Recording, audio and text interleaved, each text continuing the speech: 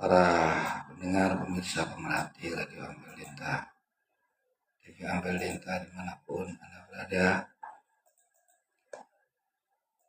Waktu-waktu Ramadan terus berlalu, tanpa terasa malam hari ini kita telah memasuki hampir separuh bulan suci Ramadan, tepatnya di malam yang ke-14, di mana kita tahu Ramadan apabila telah pergi meninggalkan kita, ini satu musibah yang besar. Karena kepergian Ramadan membuat malaikat langit bumi menangis. Ini musibah yang sangat besar. Karena itu kita yang masih diberi kesempatan oleh Allah masih mendapati bulan Ramadan, sekali lagi mari kita manfaatkan dengan sebaik-baiknya untuk meraih limpahan rahmat, ampunan, berkahan, kemuliaan, dan yang paling puncaknya adalah jaminan kebebasan dari Allah tersentuh api neraka. Mudah-mudahan sampai malam hari ini Allah masih memberikan kekuatan, pertolongan kepada kita semua untuk bisa mengisi, mewarnai waktu-waktu kita dengan hal-hal yang bisa memberikan kemanfaatan, kebaikan, bukan hanya kepada diri kita, tapi juga kepada siapapun. Lewat kemuliaan bulan Ramadan, banyak beramal soleh, karena bulan Ramadan adalah bulan yang setiap kebaikan Allah lipat gandakan pahalanya. Para pendengar, pemirsa, pemerhati Radio Ampel Lintah dimanapun Anda berada, di antara hal-hal yang bisa kita lakukan di bulan Ramadan, khusus lebih istimewa, yakni Ramadan adalah bulan pendekatan diri kita sedekat-dekatnya kepada Allah. Dan tempat untuk mendekat kepada Allah yang terbaik adalah berada di rumah Allah. Rumah Allah di bumi ini adalah masjid Allah. Seperti yang dikatakan oleh baginda Nabi SAW, inna buyutallahi fil ardi al-masajid wa inna haqqan 'alallahi ayyukrima liman zarabiya lil ibadah wa tabrani. Sesungguhnya rumah-rumah Allah di atas bumi itu masjid-masjid. Nanti siapapun yang ingin menemui Allah, mencari Allah, carilah Allah lewat mendatangi rumahnya. Di mana? Di bumi, di masjid. Nah, Nabi mengatakan sesungguhnya wajib bagi Allah untuk memuliakan siapa saja yang mengunjungi masjid untuk beribadah, tak terkecuali bulan Ramadan. Kenapa? Di bulan Ramadan ini ada keistimewaan. Sampai Nabi mengatakan, man i'takafa asyran fi Ramadan kana ka hajjataini wa umrataini. Al-Baihaqi. Siapa yang iktikaf 10 hari di bulan Ramadan, maka bagi dia mendapatkan pahala senilai 2 kali ibadah haji dan 2 kali ibadah umrah. Ini Nabi menyebut secara langsung di Ramadan. Kalau iktikaf di selain Ramadan, iktikaf ini kata Nabi, man i'takafa imanan wahtisaban ghufira lahu ma taqaddama min dzambihi. Cuma iktikaf karena Allah, beriman karena Allah, mengharap pahala hanya dari sisi Allah, maka iktikaf itu menghapus dosa-dosanya yang lalu.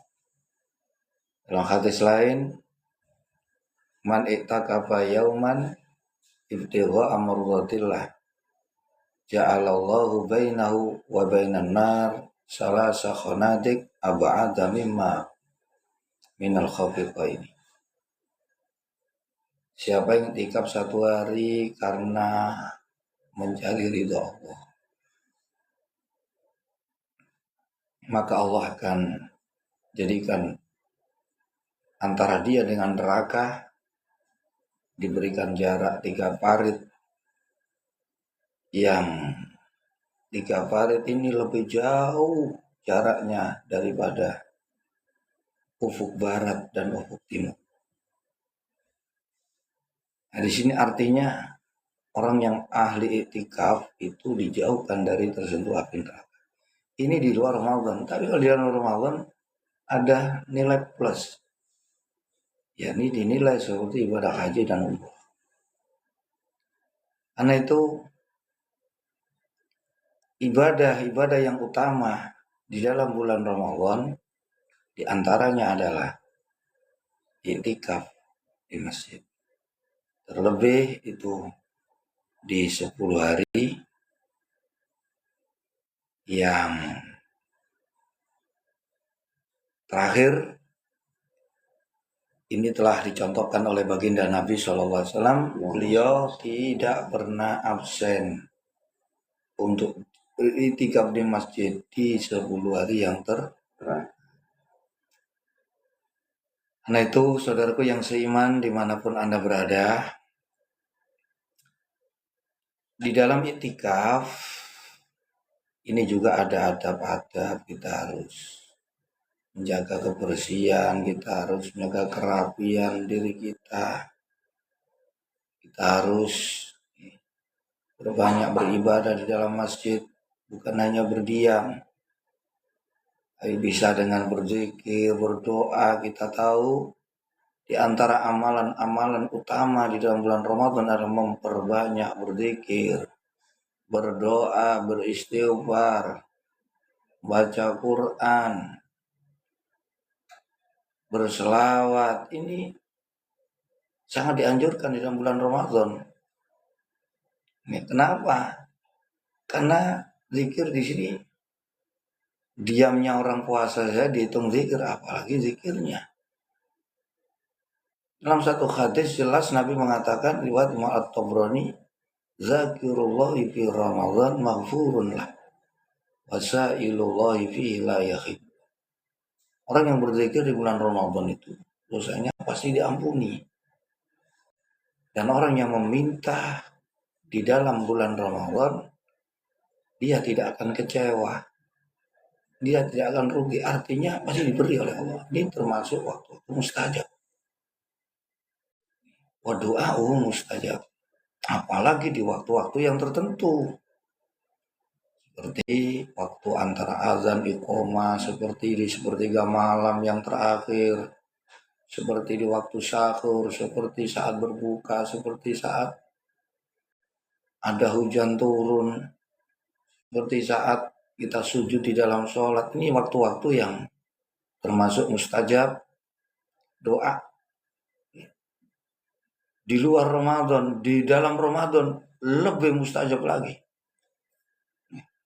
Karena Ramadan bulan yang doa-doa diijabah oleh Allah. Dan sebaik-baik tempat berdoa ini di dalam masjid. Karena masjid ini adalah rumah Allah. rumah setiap orang mukmin.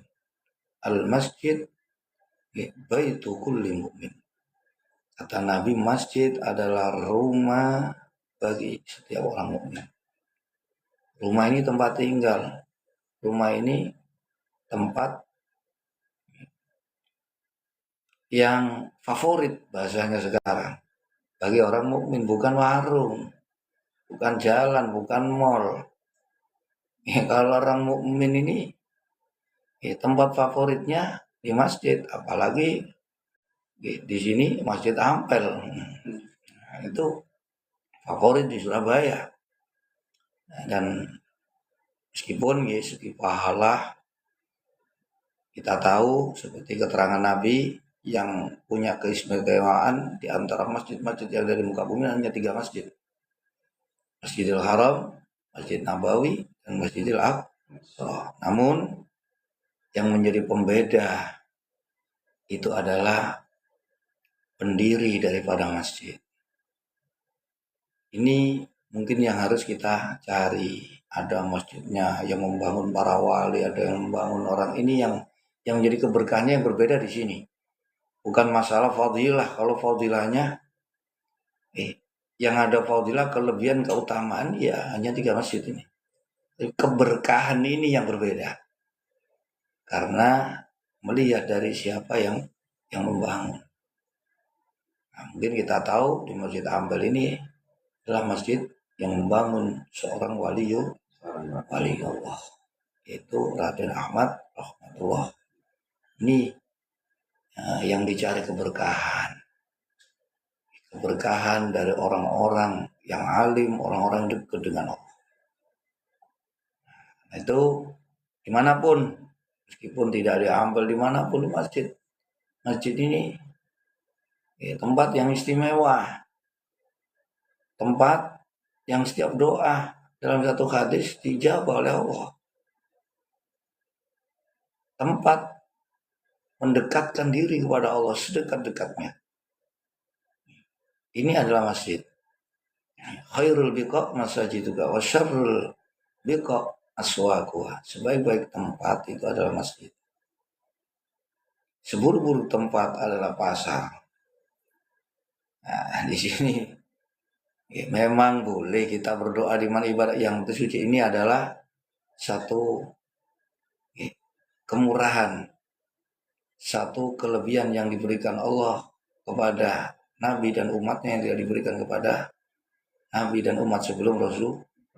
Kalau Rasul semua tempat, kullu mawdi'in fil ardi masjidun illal mawdi'aini al qabr al makbar wal hammam. Di hadis riwayat Imam Tabrani, semua tempat di atas muka adalah masjid. Artinya bisa dijadikan tempat ibadah kecuali 2 tempat ini. Yakni makbaroh dan hammam.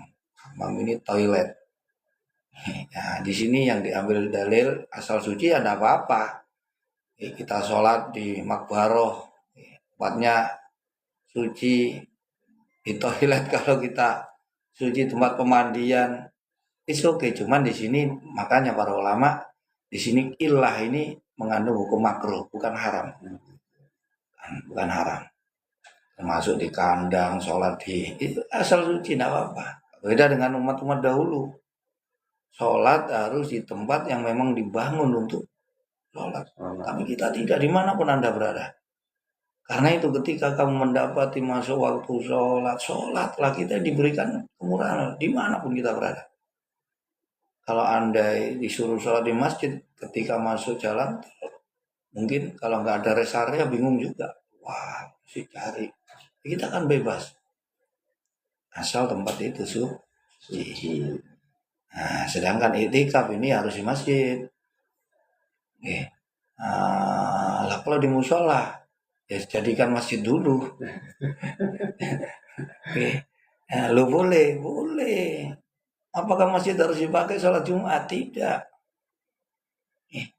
Ada banyak di sini ya masjid yang hanya untuk iktikaf. Karena tempat tidak mencukupi untuk dipakai sholat Jumat karena membutuhkan jamaah yang banyak. Kalau dulu masjid dibedakan antara masjid jami ini yang untuk sholat Jumat. Sekarang kan ada masjid gitu aja. Namun di sini mungkin kalau tidak dipakai Jumat kita pakai masjid Itikaf. Tapi kalau sudah menjadi masjid ini ada kewajiban bagi kita untuk menjaga kemuliaannya, kebersihannya, kesuciannya, berbeda dengan musola. Kalau kita tahu di masjid ini kotor, ada najis, kita berdosa. Ini yang menjadi pembeda. Namun enaknya bisa dipakai itikaf, bisa sholat tahiyatul masjid, beda dengan musola. Jadi kembali kepada di antara amal yang istimewa di bulan Ramadan adalah itikaf di masjid. Terlebih di 10 hari yang terakhir. Juga ibadah-ibadah yang utama perbanyak berzikir, perbanyak berdoa. Terlebih di waktu-waktu yang telah disebutkan Nabi, di mana doa di dalamnya dijabah oleh Allah, seperti yang kami sebutkan tadi, di waktu antara azan iqamah, di saat azan menjawab azan kita berdoa, di saat antara khutbah yang pertama dengan khutbah yang kedua, di antaranya terangkan Nabi setelah asar, sebelum terbenamnya matahari pada hari Jumat, dan seterusnya masih banyak. Ini di luar Ramadan, apalagi di dalam Ramadan lebih istimewa lagi. Karena itu jangan kita lewatkan kesempatan, kita siapkan permohonan kita yang terbaik untuk kepentingan akhirat kita, dunia kita. Tapi yang utama kita pentingkan urusan akhirat. Ini kesempatan minta kepada Allah. Ini adalah saat yang terbaik. Dan jangan lupa ramaikan masjid-masjid Allah. Apalagi di bulan Ramadan. Mudah-mudahan kita semua mendapatkan keberkahan dan kemuliaan bulan Ramadan. Demikian, mudah-mudahan Allah berikan pertolongan, diberikan kekuatan, diberikan kemudahan. Tidak ada halangan-halangan yang menghalangi kita untuk bisa mengisi waktu-waktu di bulan Ramadan dengan kegiatan-kegiatan yang baik, sekaligus kita diberi kekuatan oleh Allah untuk meninggalkan hal-hal yang merusak kemuliaan bulan Ramadan. Terutama kita bisa itikaf selama bulan Ramadan, kita bisa berbanyak berzikir, berdoa kepada Allah di sepanjang bulan Ramadan. Mudah-mudahan Allah memberikan kepada kita semua. Amin. Amin ya Allah, ya Allah, ya Rabbal Alamin. Baik pendengar setia, opening kita di pagi hari ini telah disampaikan pemaparan dari narasumber kita, yakni Gus Zainul. Dan pendengar setia, Anda nanti bisa ikutan bergabung bersama kami di 0895 32775 7755. Kita lihat sejenak. Setelah satu tembang berikut, bincang Ramadan akan kita lanjut kembali. Tetaplah bersama kami di 905 FM Radio Perintah Suara Syiar Islam Anda.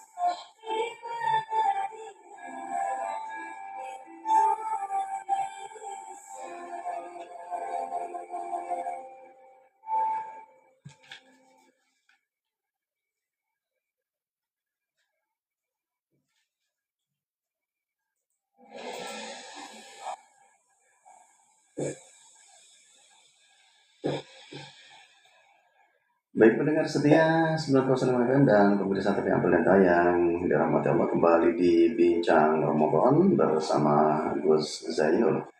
Baik, kita lanjutkan perbincangan kita di pagi hari ini, Gus, tentang adab-adab yang harus dilakukan ketika hendak melakukan iktikaf di masjid. Ini apa saja yang harus dipersiapkan dan apa yang harus dilakukan, Gus? Ya, ini di masjid ini kan tempat yang istimewa ya, tempat yang disebutkan rumah Allah. Ya tentu saja seperti halnya kita mau mendatangi rumah seorang presiden, ya di antara adab-adabnya kita berpakaian yang rapi. Kita masuk dengan mendahulukan kaki kanan, beda dengan masuk toilet. Masuk toilet tangan kaki kiri. Ini adab-adabnya, ya punya wudhu dari rumah itu yang terbaik. Jadi kita jangan menghabiskan air masjid, tapi kalau memang belum ya masjid menyediakan. Tapi selama bisa di rumah kita ambil wudhu, ya kita ambil wudhu di rumah, itu yang paling utama. Jadi masuk masjid sudah dalam keadaan suci. Di antaranya lagi ya di masjid kita sebelum duduk kita disunahkan sholat tahiyatul masjid. Ini sangat-sangat dianjurkan sekali sebelum duduk. Dan ini juga berlaku berkali-kali. Kalau ingin sholat terus ya keluar dulu masuk lagi, keluar dulu masuk. Ingin mencari pahala banyak. Sholat tahiyatul masjid ya. Terus di sana yang berbanyak zikir. Yang terpenting di sini, di dalam masjid yang harus dijaga, jangan membicarakan masalah dunia, entah itu urusan urusan kembang, urusan unce bukan nama orang ini ya, unce yang dipakai.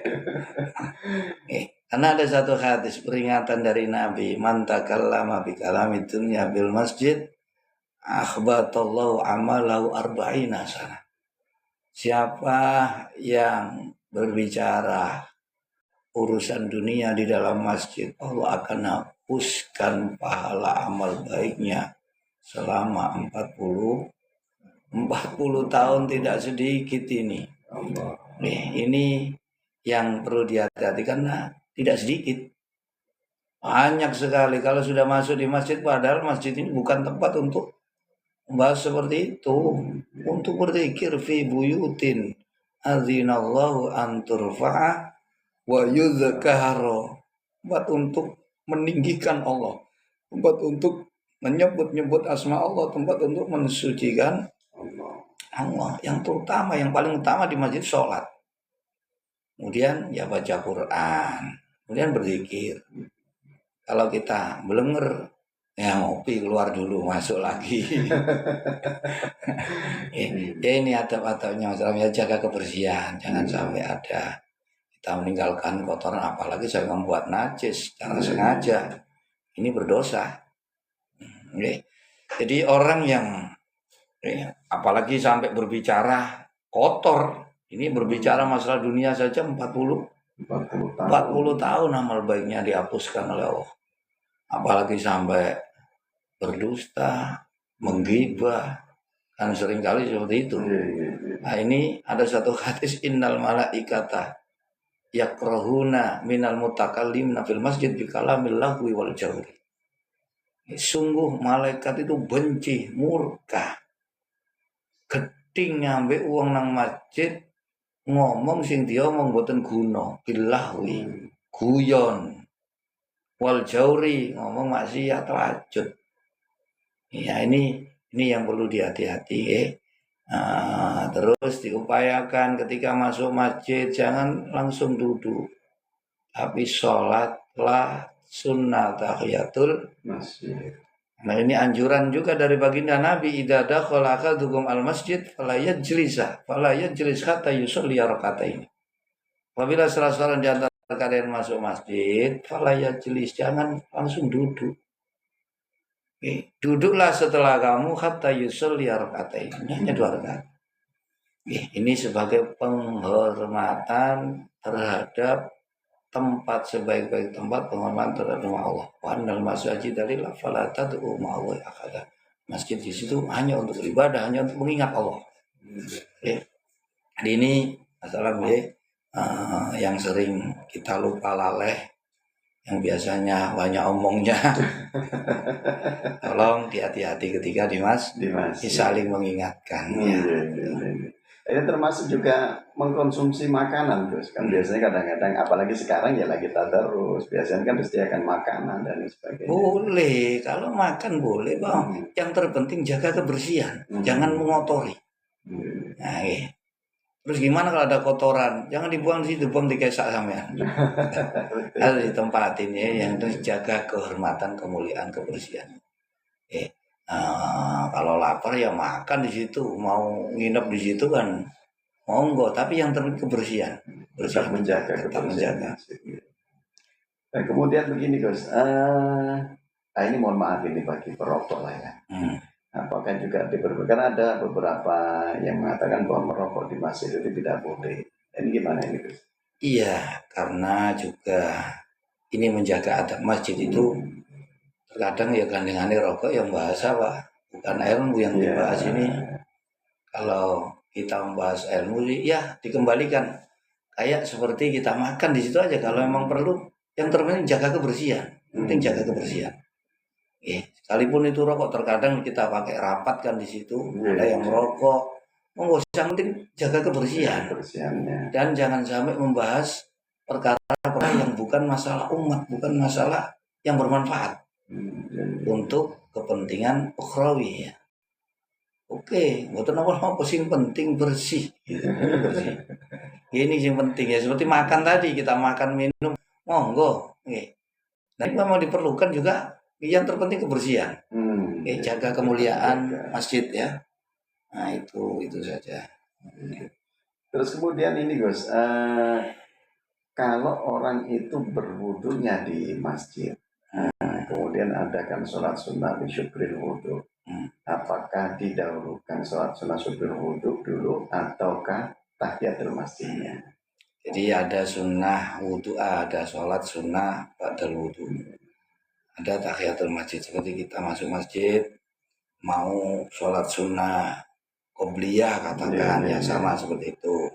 Gimana? Kalau bisa ya dua-duanya bisa ya, tahiyatul masjid baru sholat sunnah wudu, atau kita sekali sholat juga enggak apa-apa. Kalau kita sholat sunnah wudu, ya sebetulnya tahiyatul masjid sudah termasuk di situ. Karena ketika masuk masjid jangan apa-apa kecuali sholat. Nah, kita kan sudah mengawali sholat. Nah, itu. Namun yang paling utama ya dikerjakan satu-satu lebih utama. Ya sholat tahiyatul masjid yang pertama pastinya sholat tahiyatul masjid.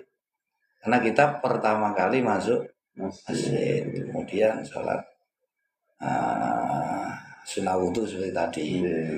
Nah, terkadang kan kita datang ke masjid ya, waktu ini nggak nutut nek sholat luru. Tahiyatul masjid atau sholat sunnah qobliyah. Nah, kita ambil yang mana? Qobliyah. Tahiyat sudah masuk ke qobliyah. Karena diawali dengan sholat tadi. Itu. Jadi kalau waktu masih panjang ya dua kali seperti qobliyah subuh ya kita baru datang ya sholat sunnah tahiyatul masjid dulu, qobliyah subuh satu juga bisa. Karena sudah termasuk menghormati masjid, masuk masjid kita sholat. Sholat apa saja. Kalau ada sholat sunnah qobliyah itu sudah termasuk tahiyatul masjid. Gitu. Ini kemudian ada tidak tuntunan dari Kanjeng Nabi ketika mau masuk masjid itu doa atau apalah yang harus dibaca ketika mau masuk masjid? Loh betul, itu doa. Ya masuk toilet aja pakai doa. Kalau masuk toilet doanya Allahumma barik lana fima rozak. Mau dimakan sabunnya. Kalau masuk masjid ya baca ta'awudz, bismillah, baca selawat, baru baca doa. Allahumma ftahli abwaaba rahmatik. Kan yang diajarkan Nabi.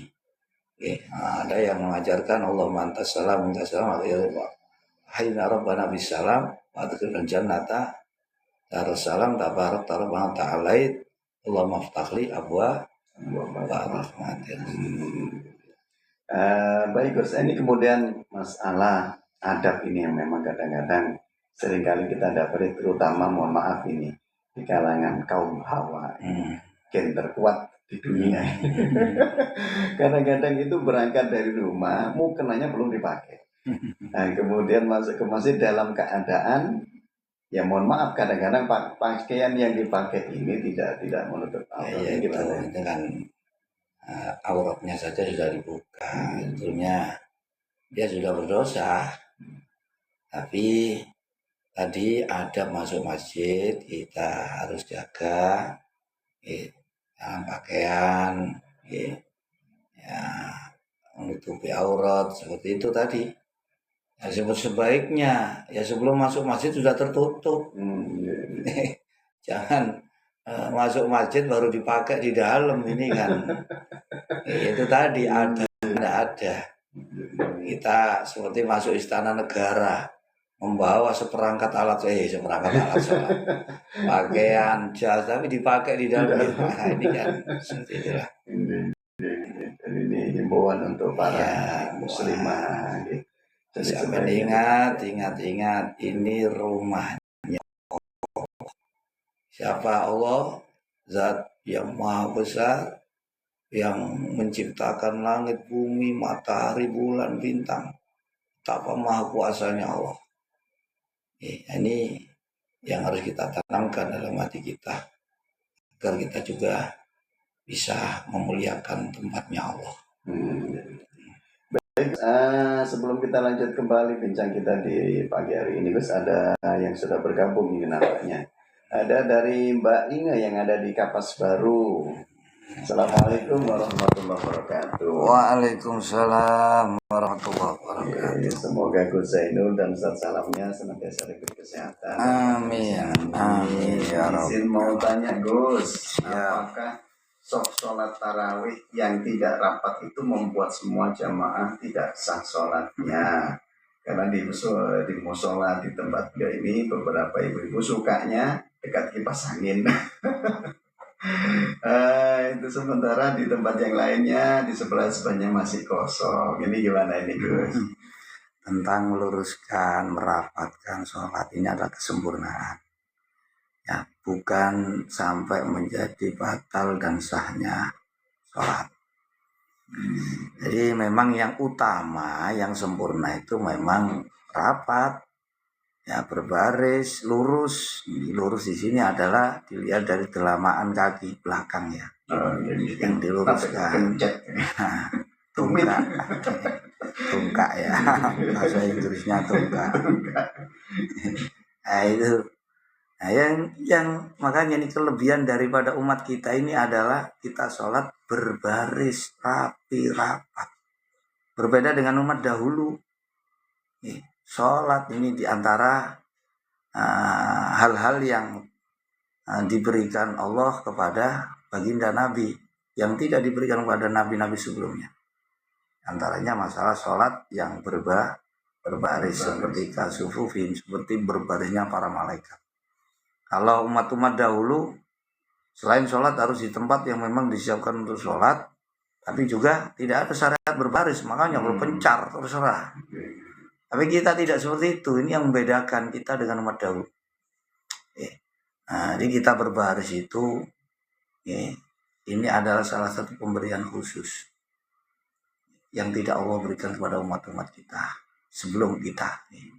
Jadi makanya kalau bisa, diupayakan berbaris, rapat, rapi, lurus, demi kesempurnaan sholat. Tapi tidak sampai membuat sholat batal, tidak. Yang membatalkan sholat bukan karena baris kurang rapat, tidak ada itu. Ini kesempurnaan pahala kita, kesempurnaan ibadah kita. Yang diminta Allah bukan sekedar sholat, tapi bagaimana sholat kita sempurna, agar Allah bisa memberikan pahala kita juga dengan sempurna. Jadi seperti itu. Baik Mbak Inga, jadi sholatnya bukan tidak saat batal, hanya mungkin kesempurnaan daripada sholat berjamaahnya ini yang berkurang, tidak seperti softnya lurus dan rapat. Terus kemudian untuk kalau lurusnya kan dari tumit ya Gus. Nah, untuk rapatnya soft ini Gus. Terus ini maksudnya antara satu jamaah dengan jamaah yang lain, jadi ukuran rapatnya soft ini gimana? Ini tidak ada benggang. Apakah pundaknya saling Oh tidak, maksudnya jarak antara ini tidak ada longgar yang bisa ditempati. Oleh di sini kan ada kalau longgar itu ditempati oleh setan, makanya jangan sampai longgar. Nah, kalau setan sudah bertempat di situ, otomatis ini akan mengganggu kita. Bisa mengganggu kekhusyuan kita, ketenangan kita. Ini makanya supaya bisa khusyuk di antaranya jalannya merapatkan. Jadi agar setan tidak punya tempat untuk mengganggu kita. Kalau misalnya ikut sama ya itu setan ada di mana-mana, ya mengganggu tidak dengan orang yang sholat, yang penting orang yang punya ilmu, yang mengamalkan ilmunya. Baik, ini selanjutnya Gus, ada datangnya dari Mas Once yang sudah bergabung. Once bukan anunya rokok ini. Once. Assalamualaikum Gus. Waalaikumsalam warahmatullahi wabarakatuh. Ini yang mau ditanyakan bagaimana caranya untuk menggapai ridho Allah Gus, dan gimana apa sesuatu itu adalah merupakan ridho Allah atau bukan. Mungkin lain yang satu, apakah itu ridho ataukah itu pengelulu ya, kata bahasa Jawa itu ya. Istidroj itu gimana ini Gus? Ya untuk mencapai ridho Allah ya lakukan apa yang disuruh oleh Allah, yang secara garis besar. Semua yang diperintah Allah itu di dalamnya ada ridhonya. Makanya jangan kita memilah dan memilih, ridhonya Allah disembunyikan. Lah, katanya Sayyidina Umar bin Khattab, innallaha katama sitatan fi sitati asya. Sesungguhnya Allah itu menyembunyikan 6 perkara di dalam 6 perkara. Katamallahu ridhahu fi taatin. Allah menyembunyikan ridhonya di dalam ketaatan. Ketaatan ini mengerjakan perintahnya, meninggalkan. Tidak menentukan di mana, agar kita tidak memilih-milih. Semuanya kita kerjakan. Nah, rata-rata biasanya ridhonya Allah di dalam perkara yang kecil. Seperti kisah Imam Al-Ghazali, seperti kisah Al-Qasim, Imam Asyibli, dimimpikan oleh orang yang soleh. Beliau diterima semua amalnya Allah itu dengan karena beliau ketika berjalan di pojok pasar melihat seekor anak kucing yang kedinginan, karena sayang diambil dimasukkan ke kantong jaketnya agar hangat. Dan disinilah karena kasih Allah ridho menerima semua amal. Imam Ghazali bisa karena sayang dengan lalat. Nah, bukan karena amal, ridho disembunyikan di dalam ketaatan. Begitu juga murkanya disembunyikan di dalam kemaksiatan. Sekecil apapun kita harus berhati-hati, jangan meremehkan. Nah di situ bisa jadi itu menjadi murkanya, murkanya Allah. Yang ketiga, Allah sembunyikan walinya di antara manusia. Boten dikei tondo, tapi ono tondo enak. Nanti wali ini podo kali kita. Yang mangan yang kadang rokokan bareng, ngopi bareng. Jadi ande ono tondo subhanallah dalilah. Jadi maksudnya Allah yang tidak menjadikan dalil bukti petanda untuk li auliyai. Agar apa? Agar tidak disembah. Ngomong wah, sampean duwe kewajiban selain dikultuskan, selain Anda punya kewajiban. Ini setengah saking welas Allah. Kalau kita sudah tahu itu kekasih Allah, kita punya kewajiban menghormati, memuliakan, menjaga dan seterusnya. Dan itu berat. Makanya Allah tidak tampakkan walinya kecuali orang-orang yang dikehendaki menjadi walinya Allah. Allah. Pertama, ya. Yang keempat, Allah menyembunyikan kematian. Kabar roh enak, esok siap-siap. Kematian kapan saya tidak. Jangan tertipu dengan sehat, gak bakal mati. Banyak orang yang sehat mati. Jangan tertipu dengan kaya, kau suki duwe agak mati-mati. Wong sing melarat gak mati-mati suki mati di sini kan lah. Jangan tertipu dengan masih muda, dan seterusnya. Kematian disamarkan. Kapan saja malaikat ini tinggal menunggu instruksi. Kalau sudah wayai wah ini datang. Tidak peduli lagi nggak goblok Taliban atau enggak mati gitu. Mati nih goblok Taliban ngono gak wani udah. Malaikat mau tuh kalau coba Deni Gusti Allah. Jadi jangan tertipu dengan goblok Taliban ya.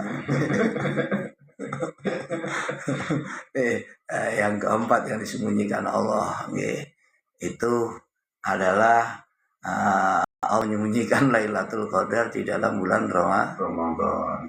Agar kita selalu menghidupkan terus di sepanjang Ramadan. Wali agar kita tidak boleh meremehkan siapapun, bisa jadi itu walinya Allah. Yang keenam adalah Allah menyembunyikan sholatul wusta di dalam 5 Hafizu ala sholawati was sholatil wusta. Di mana sholat wusta ini ulama berbeda pendapat. Kita mendapat yang paling banyak ini sholat asar. Pendapat banyak yang kedua sholat isya. Sholat yang ketiga sholat subuh. Keempat sholat duhur, asar, dan yang terakhir yang paling jarang ini sholat maghrib. Di rata-rata sholat asar. Kenapa? Karena berat sholat asar waktu kerja, waktu capek, waktu ini sering kali terlupa. Ini bagaimana untuk bisa meraih ridho Allah. Yang kerjakan semua ini perintah Allah semata-mata karena Allah.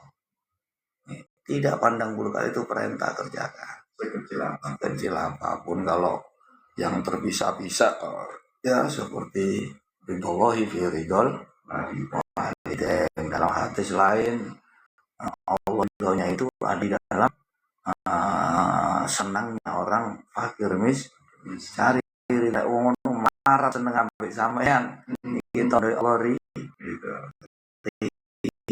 orang dekat dengan orang fakir. Itu Nabi Musa, kisah Nabi Musa bertanya kepada Allah dalam satu hadis hadis qudsi, Nabi Musa bertanya kepada Allah, di mana kami bisa mendapatkan ridhomu ya Rabb. Kemudian Allah memberikan wahyu kepada Nabi Musa,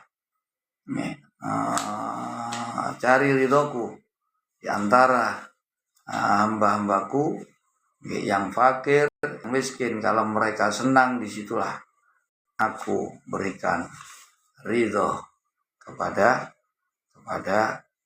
kamu yang membahagiakan orang-orang fakir. Ini hadisnya panjang, disebutkan ini hadis qudsi. Allah berfirman kepada Nabi Musa ketika Nabi Musa bertanya dan dijawab oleh Allah. Ya, seperti itu. Ada banyak jalan-jalan untuk meraih ridho Allah, seperti mencari ridho kedua orang tua. Ada satu hadis ridho Allah di ridho walidain masuk tuwai di supir. Nah, kalau dipukul secara rata, ridho Allah itu gimana cara? Ya kerjakan yang diperintah. Yang diperintah itu semuanya mengandung ridhonya Allah, dan ridhonya yang diperintah dikerjakan seperti apa? Yang dikerjakan semata-mata karena Allah, bukan untuk mencari kepentingan dunia, untuk mencari pujian, untuk mencari keuntungan jabatan, kedudukan. Niki cara-cara untuk mencari ridho Allah. Dan kemudian tadi membedakan yang mana? Untuk membedakan apakah ini yang kita lakukan ini ridho Allah ataukah Apakah istidrat dari Istidrat apa tidak? Begini, bukan kita diberi kaya, diberi sehat berarti kita disenangi Allah, tidak. Allah tidak mencintai seseorang karena kekayaannya, bukan karena kesehatannya. Gantengnya wong ganteng iki disenengi pangeran, repot iki. Sing melok kontes-kontes sih. Seperti itu, nggih. Jadi Allah nggih senang kasih yang hanya dikehendaki oleh Allah. Ini di antara untuk membedakan ini sebetulnya bentuk nggih kecintaan Allah apa ini istidrat, itu kita lihat kelakuan kita kepada Allah. Kalau kita tidak patuh kepada Allah, kita ahli maksiat, tapi kok kita diguyur kenikmatan, hati-hati. Ini bukan kasih sayang, bukan pemberian, bukan kecintaan, tapi ini bentuk istidrat. Gimana untuk bisa selamat dari istidrat Allah? Segera berhentilah. Bukan berarti ketika kamu berbuat maksiat terus kamu diberi berarti kamu benar, tidak. Itu adalah bentuk Allah membuat kamu terlena sampai kamu dipanggil paksa pulang dalam keadaan yang masih belum kembali kepada Allah. Nah, solusinya gimana agar istidrat ini tidak berbuah? Malah petaka untuk segera berhenti dan minta ampun. Tapi ini jarang sekali orang, karena merasa sudah nyaman. Buktinya aku enak ini masih gak sembahyang, masih gak poso. Makanya diantara hikmah Allah memberikan musibah itu adalah agar dia kembali kepada Allah. Nah, ketika orang susah kan balik, tapi ketika orang ini lapang, ini banyak yang lupa. Ingat, kelapangan itu bukan berarti Allah cinta, tidak. Selama kamu masih berjalan di jalan Allah, terus Allah berikan kelapangan, itu berarti Allah ingin memberikan pertolongan kepada agar kamu mudah beribadah. Tapi ketika kita ini menyimpang dari jalan Allah, tapi Allah memberikan kenikmatan, itulah yang dikatakan istidrat. Jadi apakah itu menunjang untuk berbuat baik atau buruk? Ini yang membedakan ini. Ya ini melihat kita perbuatan kita. Kalau kita ini mendapatkan kenikmatan, kita kembali kepada kita, apa ini kita sudah sesuai, benar, bersyukurlah. Dan kamu harus mengakui ini semua mata-mata bukan karena amal gitu. Tapi ketika kita mendapati hal diri kita yang tidak mendapatkannya, ini kita harus curiga. Jangan dilulu ini. Saya nggak ngoten kali dipateni lah, dibosi padahal bisa mangkel iki umpamane iki wong mangkel kok tapi ngebosi. Kalau dikei sianida nih. Hati-hati. Begitu Mas Once ya, mudah-mudahan jadi pencerahan dari Mas Adi ini. Waalaikumsalam. Mohon tanggapannya Gus, ini kan ada aturan dari Basnas bahwa yang berpenghasilan 7,6 juta rupiah per bulan itu wajib zakat 2,5%. Nah, ini gimana ini Gus? Itu zakat profesi ya. Kalau masalah zakat profesi ini kan masalah khilafiyah. Ada yang wajib, ada yang tidak wajib. Kita wajib sebetulnya zakat baik, kita keluar keuntungan daripada itu kan ukuran minimal gaji. Besaran zakat profesi kan samakan dengan zakat harta usaha. Ya sebenarnya ini masalah khilafiyah. Untuk kewajiban zakat profesi oleh Imam Syafi'i wajib, kalau ada Imam Abu Hanifah ini tidak wajib. Ini kan nisabnya sendiri. Kalau nisabnya masa penghasilan ini hasil ya. Dan itu nisabnya ya sama seperti emas itu, emas. Nah, kalau ini zakat profesi ini kan sebetulnya ya semau kita ini untuk mengeluarkan apa ya, kotoran daripada harta kita, penghasilan kita. Sebenarnya tidak ada ketetapan itu kan untuk meringankan bantuan, tapi dengan istilah seperti hanya gitu. Kalau kita memang tidak atau keberatan dengan itu semua, kita bisa itu masalah khilafiyah, masalah yang masih menjadi perbedaan pendapat dari para ulama. Tapi kalau 7 juta ini penghasilan itu dihitung 1 tahun atau 1 bulan? 1 bulan harus 2,5%. Nah, di luar apa itu, bukan mungkin 1 tahun. 1 tahunnya dari 1 juta itu. Nah, iya, itu 1 tahun bukannya berarti kan per 700. Ya berarti kita nanti total 2,5% kan dari 1 tahun. 1 tahun sudah mencapai nisabnya emas enggak itu ya? Iya, kurang lebih seperti itu. Sekarang 7 yang dikali 12 berapa itu? 7 juta kali 91 itu kalau 1 tahun. Nah, ya kali 12 kan. Nah, betul. Emas ini kan kurang lebih nisabnya kan berapa itu? 93%, 90 gram gitu. Kurang lebih seperti itu. Kalau kita bayar 2,5 bisa kita langsung di depan atau bisa kita cicil kan. Yang terpenting ketika tahunnya sudah datang ya itu sudah wajib.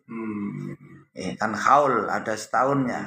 Artinya kan yang terkumpul di dalam 1 tahun itu. Iya, yang terkumpul dalam 1 tahun mencapai 90. Kalau selain 91 berarti kan per bulannya kan seperti itu. Penghasilan yang berpenghasilan bukan 7 juta tapi langsung mengeluarkan 2,5, tidak. Tidak mencapai nisab itu. Jadi 1 tahun ini ukurannya. Terus 2,5%. Jadi kan tinggal di total 100 juta katakan. Ya kan berapa itu? Seperempatnya 1/10. Ya tinggal saja seperempatnya 100 kan 25. Kemudian 10-nya berarti 100 juta 10 juta. Seperempatnya 2,5 juta.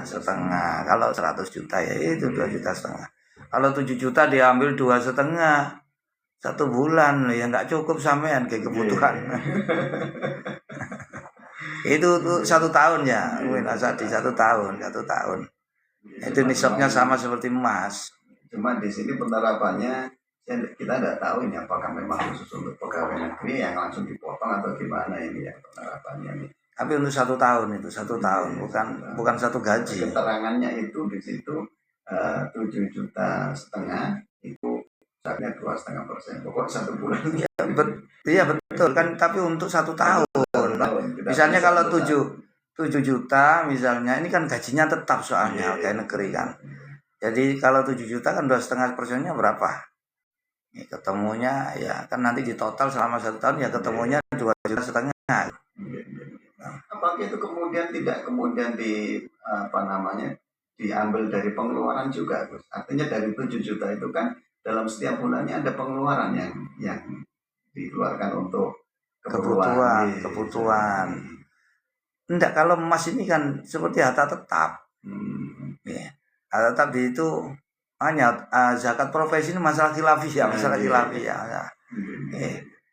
Kalau ada yang mewajibkan, ya ada yang tidak wajib. Artinya kita mengeluarkannya itu lebih baik.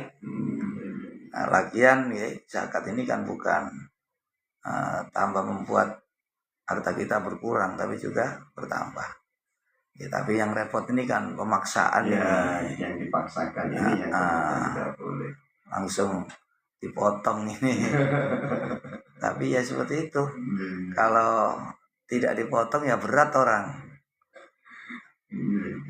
Jadi artinya atau mungkin bisa dikeluarkan sedekahnya itu, Gus. Sedekah dalam setiap bulan. Tapi kan itu dari kalau sedekah kan bukan wajib, bebas. Kalau zakat ini kan wajib. Sodako makanya untuk membedakannya Nah, yang sunnah sama yang wajib, kalau yang sunnah namanya sedekah, kalau yang wajib namanya zakat. Jadi sebetulnya sama-sama mengeluarkan sebagian dari hartanya. Nah, ini daripada ini dipaksakan kemudian jadi polemik nanti. Iya. Baik Gus, untuk kemudian yang selanjutnya nih Gus, ada dari Mas Sony ini yang juga ikutan bergabung. Assalamualaikum Gus. Waalaikumsalam warahmatullahi wabarakatuh. Ngapunten badhe tanglet. Wah, ini pas di perjalanan perut beliau terasa mules. Kemudian berkonferensi di tas itu ada kitab atau beberapa barang yang di situ ada lafaz Allah. Nah, sedangkan di POM itu tidak ada tempat penitipan. Nah, bagaimana caranya tas itu agar tidak masuk ke kamar mandi? Ya kamu niat nggak bawa apa-apa, nggak barang gitu aja. Ini niatnya yang karena kondisi darurat ya, kita niat kita nggak bawa alat, hanya membawa barang-barang secara umum ya. Kita bawa buku bacaan gitu, kita nggak bawa tulisan-tulisan atau lafaz-lafaz. Ini niatnya seperti itu. Ya karena kondisi. Ya. Baik Gus, Masya Allah perbincangan kita ini sebenarnya cukup menarik ini di pagi hari ini. Namun ya kita dibatasi oleh waktu ini. Tanpa terasa ini kita sudah berada di menit yang ke-35 ini lepas dari pukul 1 ini. Jadi artinya bincang Ramadan edisi pagi hari ini kita cukupkan Gus. Namun sebelum kita pamit undur diri, monggo closing statement-nya. Ya, terima kasih Ustaz. Assalamualaikum warahmatullahi wabarakatuh. Waalaikumsalam warahmatullahi Para wabarakatuh. pendengar, pemirsa, berarti diambil kita dimanapun Anda berada. Sekali lagi bulan Ramadan, bulan yang saat yang tepat bagi kita untuk mengejar ketertinggalan amal kita di hari-hari sebelumnya. Juga saat yang tepat untuk kita memperbanyak bekal sebelum datang satu hari di mana kita dipanggil pulang ke hadirat Allah. Karena Ramadan adalah bulan yang semua amal kebaikan dilipat gandakan oleh Allah. Tapi yang perlu diingat, amal keburukan pun juga dosanya dilipat gandakan. Kita hanya jangan fokus kita baik-baik, tapi kita terlupa. Kita seringkali tidak bisa menjaga lisan, menjaga mata kita, telinga kita. Ini yang seringkali tidak kita sadari. Nah, itu sebetulnya hakikat puasa ini bukan hanya sekedar menahan dari makan, minum, tapi bagaimana kita sebisa mungkin. Ini diantara sunnah-sunnah berpuasa dalam menjaga diri dari perkara yang diharamkan, agar puasa kita ini bukan sekedar sah karena nggak makan, nggak minum, nggak bersetubuh sampai, tapi bagaimana kita bisa mendapatkan manfaat daripada puasa. Yang terbesar adalah la'allakum tattaqun, agar kita menjadi manusia yang bertakwa kepada Allah, manusia yang paling mulia di sisi Allah. Tapi untuk meraih itu semua memang tidak semudah membalik telapak tangan. Tapi seperti yang kita bahas dari awal tadi, ini kesempatan kita, karena ini doa-doa dikabulkan oleh Allah. Minta kepada Allah di bulan Ramadan ini agar Allah mengampuni dosa kita, agar Allah memberikan ketetapan iman kepada kita. Itu minta kepada Allah, agar Allah menjadikan kita manusia-manusia yang diberikan kasih sayang oleh Allah, diridhoi oleh Allah, yang mau menjadi orang yang patuh kepada Allah. Nah, ini kesempatan kita minta. Karena Allah telah menyampaikan lewat baginda Nabi, doa-doa yang dipanjatkan oleh hamba yang muslim selama Ramadan ini diijabah oleh Allah. Nah, itu tidak ada yang lain yang dikatakan Nabi, roghima anfu rajulin dakhala ali Ramadan suman salaka falam yughfar lahu. Rendahinalah seseorang yang apabila mendapati bulan Ramadan sampai Ramadan berlalu tapi dosa-dosanya tidak diampuni oleh Allah. Mudah-mudahan kita bukan tergolong orang-orang yang rendah hina. Kita di dalam bulan Ramadan, kita menjaga perilaku-perilaku buruk kita tingkatkan perilaku baik kita, dan semoga Allah meridhoi kita semua. Demikian, mudah-mudahan pembahasan bincang Ramadan malam hari ini memberikan kebaikan kepada kita semua. Amin. Ya Allah, ya Allah, ya Rabbal Alamin. Kurang lebihnya, mohon maaf yang sebesar-besarnya. Akhirul kalam. Wassalamualaikum warahmatullahi wabarakatuh. Waalaikumsalam warahmatullahi wabarakatuh. Terima kasih Gus atas penjelasannya, dan semoga ini menjadi ilmu yang manfaat bagi kita semua dan juga bagi pendengar setia 9 serta pemirsa TK Berdenta di mana Anda berada. Baik pendengar setia juga pemirsa TK Berdenta yang dirahmati Allah, demikian maka berakhir bingkai program Bincang Ramadan edisi pagi hari ini. Semoga bermanfaat bagi kita semua. Amin. Dan terima kasih buat pendengar saya yang sudah ikutan bergabung, dan juga teman-teman yang sudah ada di studio. Ada teman-teman dari SMK Dr. Somo ya, dan juga dari santri keliling. Semoga Allah senantiasa melimpahkan keberkahan untuk kita semua. Amin. Dan akhirnya salam mohon pamit undur diri dari ruang dengar Anda. InsyaAllah jumpa kembali esok hari di bingkai program yang sama, Bincang Ramadan. Akhirnya mohon pamit. Wassalamualaikum warahmatullahi wabarakatuh. Waalaikumsalam warahmatullahi wabarakatuh.